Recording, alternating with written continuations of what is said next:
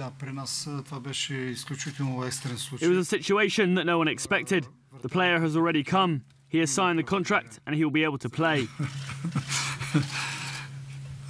If there is a need, he will play. He's in good shape, he's fit. He just came back from international duty, but he'll play as a defender, of course. Върна се от националния отбор и утре ще играе и се надяваме да играе добре. There'll be no problem during the game tomorrow. The goalkeeper position is the most suitable in a football team to be changed in the last minute.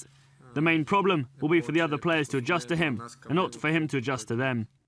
На футболен език се казва така. There is a saying in football that a team plays as much as the opposition allows them. But of course, if we need to play defensively tomorrow, we will. But we'll also use every chance to attack.